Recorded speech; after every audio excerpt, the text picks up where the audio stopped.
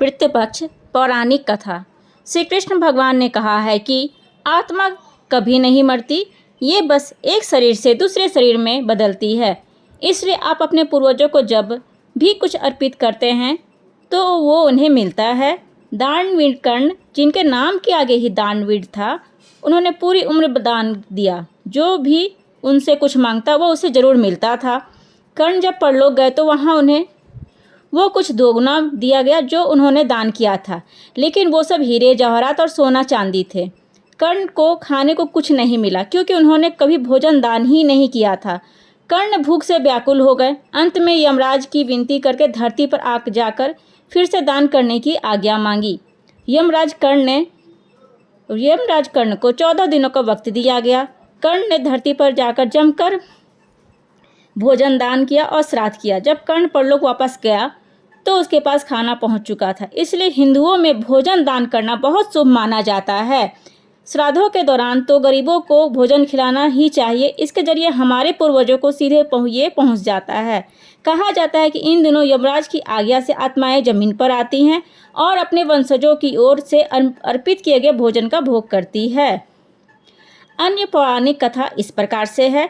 एक बार 2 भाई थे, जोगे और भोगे।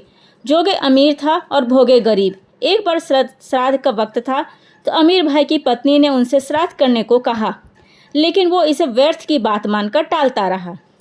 ऐसा करने पर अमीर भाई की पत्नी ने सोचा, अगर श्राद्ध नहीं किया तो लोग बातें बनाएंगे, इसलिए मैं ऐसा करती हूँ कि अपने मायके वालों को दावत पर बुला कर अपनी शान दिखाऊंगी। वहीं अमीर भाई की पत्नी ने श्राद्ध पर मदद करने के लिए गरीब भाई की भोगे की पत्नी को बुला लिया।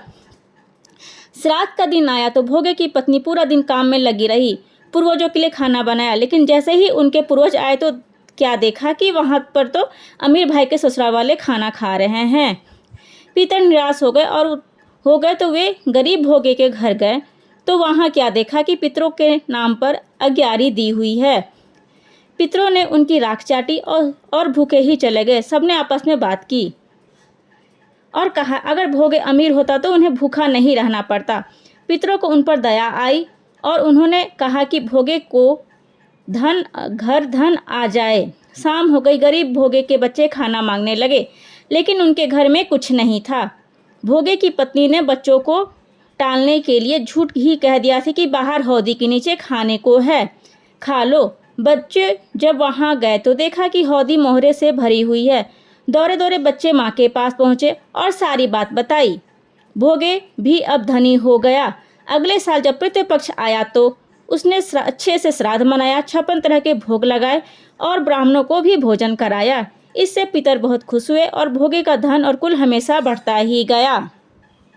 अगर आप लोगों की मेरी कहानी अच्छी लगी हो तो प्लीज़ मेरे चैनल को लाइक करें, सब्सक्राइब करें और शेयर करना ना भूलें।